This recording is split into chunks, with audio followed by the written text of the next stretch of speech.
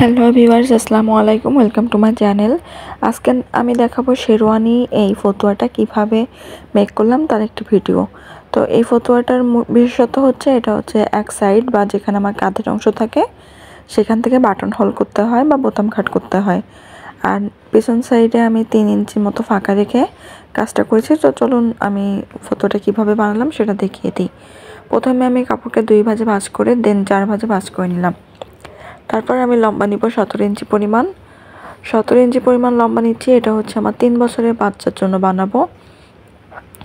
তো এখানে আমি শুধু ভয়েল কাপড় ব্যবহার করেছি, আপনারা চাইলে পপলিনটাও ব্যবহার করতে পারেন। এখন আমি 4.5 ইঞ্চি পরিমাণ হচ্ছে ফুট গলা নিব। এখন যে বগলের অংশ সেটাও 4.5 ইঞ্চি পরিমাণ নেব। আপনারা আপনাদের বয়স ভেদে 4 ইঞ্চি বা 4.5 ইঞ্চি নিতে পারেন। তারপর আমি 2 ইঞ্চি পরিমাণ গলার অংশ বা গলার যে চওড়া সেটা নিব। আর গলার লম্বা নিব সামনেরটা 3 ইঞ্চি, পিছনেরটা 1.5 ইঞ্চি। তো এভাবে করে আমি হচ্ছে মার্কিং করে নিব। আপনারা বয়স ভেদে সবসময় আলাদা ডিফারেন্ট করবেন। এখন আমি বডি নিচ্ছি 7.5 ইঞ্চি পরিমাণ, আর কোমর নিচ্ছি 6 ইঞ্চি পরিমাণ, আর হিপ যেটা সেটা নেব 6.5 ইঞ্চি পরিমাণ।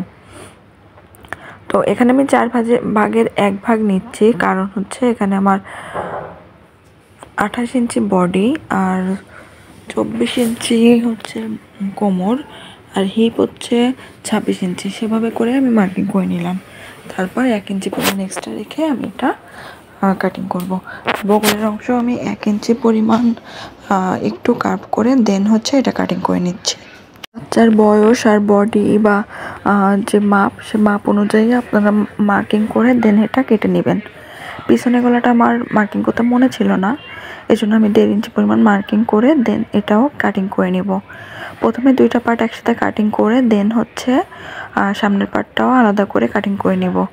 আর আমার ফতুয়াগুলো বা ফতুয়ার ডিজাইনটা মূলত মাঝখান থেকে বোতাম হয়।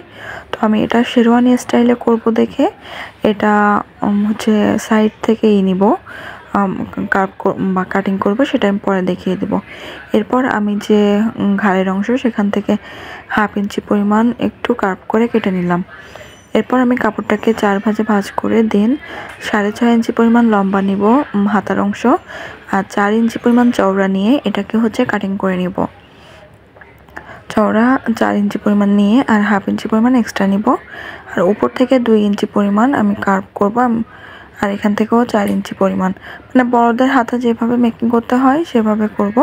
আপনারা চাইলে এখানে পাইপিনও ব্যবহার করতে পারেন, আমি এখানে হাতা ব্যবহার করব। তো এই মার্কিং অনুযায়ী আমি কেটে নিব। আর এখানে 4টা ভাঁজ আছে, 4টা ভাঁজে আমার 2টা হাতা কমপ্লিট হয়ে যাবে। এরপর আমি মাঝখান থেকেও কাটিং করে নিলাম। হাতার কাজ কমপ্লিট। এখন আমি 2 ইঞ্চি চওড়া করে যে বোতাম ঘাট করব সেজন্য 2 ইঞ্চি চওড়া করে কাটিং করে নিচ্ছি, আর 1.5 ইঞ্চি চওড়া করে হচ্ছে পাইপিনের জন্য কাপড় কাটিং করে নিচ্ছি। তো আমি এখানে 3টা 4টা করে কাটিং করে নিব, আপনারা আপনাদের পছন্দ মতো কাটিং করে নেবেন। এখন আমি সেলাইটা দেখিয়ে দিই। যে পাইপিনের কাপড়টা নিয়েছিলাম সেটা আমি জাস্ট জয়েন্ট করে নেব। চাইলে এটা গলা প্লাস হাতা দুইটাই লাগাতে পারেন। আমি শুধু গলার ক্ষেত্রে ব্যবহার করব, আর হাতাই হচ্ছে হাতা নিব। তো এখন আমি হচ্ছে দেখুন উপর থেকে আমার এটা হচ্ছে বাম সাইডে আসবে। বাম সাইডের যে পার্টটা সেটাকে মিডল পয়েন্ট, আমার যে হিপের অংশ বা কাঁধের অংশ তার মিডল পয়েন্ট বরাবর আমি এটা কাটিং করে নিব। তারপর যে 2 ইঞ্চি কাপড় নিয়েছিলাম সেটা আমি এখানে সেট করব। দেখুন একটা কাপড়ের উপর পাইপিনের কাপড় রেখে দেন এটা সেলাই করছি। তা সেলাই করার পর এটা আমি উল্টে সেলাই করে নিব। 2টা পার্টি সেম, আমি 2টা পার্টি দেখিয়ে দিব। একটা হচ্ছে একটু বাড়তি রেখে সেলাই করব।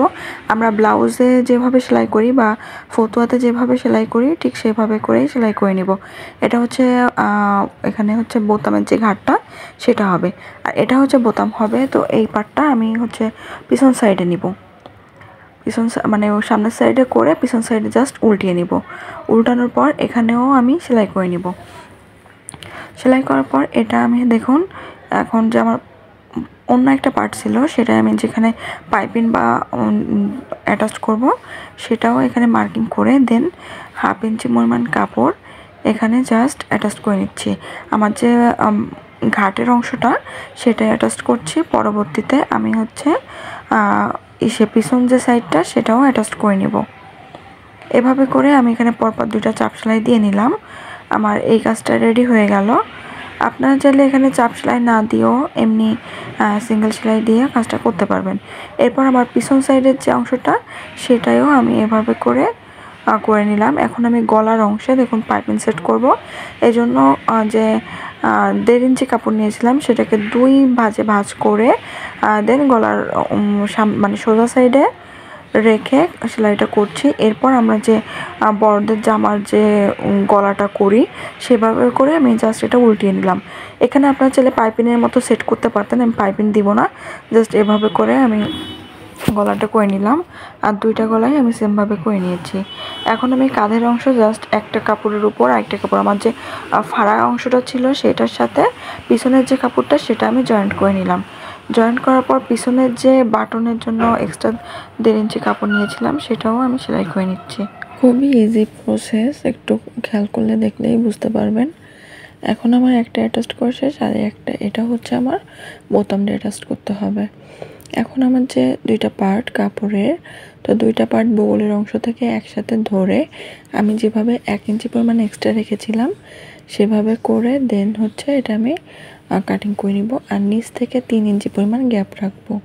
রাখার পর আমরা সালোয়ার বা কামিজের যে কাজটা করি এখানে ভাঁজ করে দেন সেলাই করি, এখানেও সেমভাবে আমি সেলাই করে নিব। তারপর হচ্ছে ভাঁজ করে দেন সেলাই করে নিব, মানে কামিজে যেভাবে আমরা ফাড়ার অংশটা সেলাই করি ঠিক সেভাবে।